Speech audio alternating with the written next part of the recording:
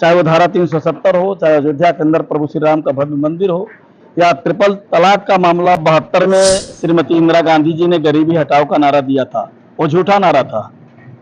से लेकर आजादी के समय से लेकर के 2014 तक विकास के जितने काम हुए होंगे उससे अधिक काम 9 वर्षों में मोदी जी के नेतृत्व में हुए हैं। लेकिन मोदी जी के कार्यकाल में 2014 से लेकर अब तक 9 वर्षों में 3 लाख गरीबों को आवास देने का काम। नमस्कार, मैं हूं विशाल चौबे और आप देख रहे हैं एनआरबी न्यूज लाइव। 2024 के लोकसभा चुनाव का चुनाव सर पे है। ऐसे में हमारे साथ प्रदेश उपाध्यक्ष धर्मेंद्र सिंह जी हैं। ये महाराजगंज जिले का दौरा किए हैं। आइए जानते हैं दौरे का मुख्य उद्देश्य क्या रहा। सर, आप महाराजगंज जिले खासकर फरिंदा क्षेत्र का दौरा किए हैं, यहाँ दौरा करने का मुख्य उद्देश्य क्या रहा है? देखिए, देश के अंदर हमारे यशस्वी प्रधानमंत्री नरेंद्र मोदी जी के ऐतिहासिक 9 वर्ष पूरे हुए हैं और उसके उपलक्ष्य में पूरे देश भर में 1 जून से लेकर 30 जून तक विभिन्न प्रकार के कार्यक्रम अभियानों को लेकर के भारतीय जनता पार्टी जनता के बीच में है। पूरे देश भर में जो हमारे सांसद हैं, हमारे विधायक हैं, अपने अपने क्षेत्रों में इन कार्यक्रमों अभियानों को लेकर के काम कर रहे हैं।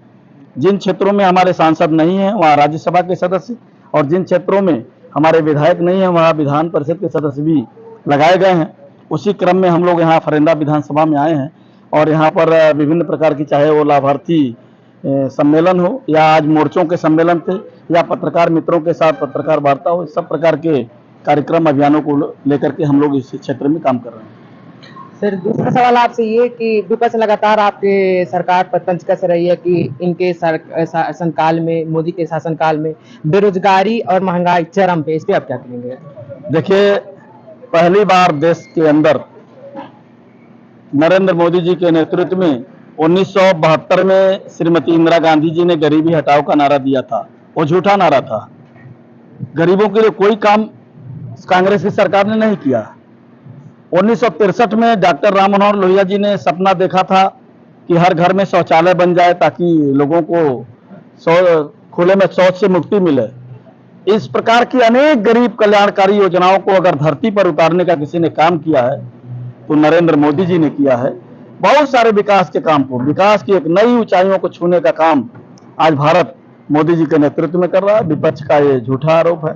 हर क्षेत्रों में भारत प्रगति किया है। आज दुनिया के शक्तिशाली राष्ट्रों की कतार में भारत खड़ा हुआ है। क्या कहेंगे, आम आदमी पार्टी और समाजवादी पार्टी का भी हाल ही में गठबंधन हुआ, खास करके अभी कर्नाटक में विधानसभा के चुनाव हुए थे और टीएमसी अगर पश्चिम बंगाल के देखा जाए तो वहां के सर पे भी लड़ाई लड़ना मुश्किल है। इसको लेकर के आप किस तरीके से तैयारियां कर रहे हैं? देखिए, भारतीय जनता पार्टी का एक अपने संगठन की संरचना है और मैं कह सकता हूं हमारी राज्य सरकारों और हमारे केंद्र में मोदी जी की सरकार ने 9 वर्षों में जो विकास के काम किए हैं और जिस प्रकार से अनेक गरीब कल्याणकारी योजनाओं को उतारा गया है और जिस प्रकार से सैकड़ों वर्षों से लोगों के जो सपने थे, चाहे वो धारा 370 हो, चाहे अयोध्या के अंदर प्रभु श्री राम का भव्य मंदिर हो, या ट्रिपल तलाक का मामला हो, या इस प्रकार के अनेक जो सैकड़ों वर्षों से लंबित मुद्दे थे, उन सब का समाधान भी मोदी जी के नेतृत्व में हुआ है। देश की सीमाएं मजबूत हुई हैं। आज कोई भी दुनिया का देश भारत की तरफ आंख उठाकर नहीं देख सकता है। तो मैं कह सकता हूं कि मोदी जी के कार्य के आधार पर जो 9 वर्षों में 1947 से लेकर आजादी के समय से लेकर के 2014 तक विकास के जितने काम हुए होंगे उससे अधिक काम 9 वर्षों में मोदी जी के नेतृत्व में हुए हैं। पूरे देश भर में आप कल्पना करिए कि 2014 तक 74 हवाई अड्डे थे और 9 वर्षों में 74 हवाई अड्डे और बने मोदी जी के नेतृत्व में। किसी भी क्षेत्र में, चाहे वो आवास के क्षेत्र में, आप कल्पना करिए कि भारत के अंदर गरीबों को आवास देने का काम श्रीमती इंदिरा गांधी ने 72 में कहा था, लेकिन मोदी जी के कार्यकाल में 2014 से लेकर अब तक 9 वर्षों में 3 लाख गरीबों को आवास देने का काम। दुनिया के बहुत सारे ऐसे देश हैं जिनकी आबादी 3 करोड़ से कम है, उतना आवास देने का काम मोदी जी के नेतृत्व में हुआ है।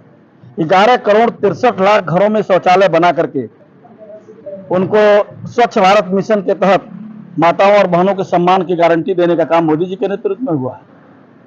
11.5 करोड़ से अधिक लोगों के घरों में हर घर नल योजना के तहत पानी पहुंचा करके वो काम मोदी जी के नेतृत्व में हुआ है। 50 लाख गरीबों को 5 लाख बीमा कवर दे करके उनको स्वास्थ्य बीमा से सुरक्षित करने का काम आयुष्मान भारत की योजना के तहत मोदी जी के नेतृत्व में हुआ है।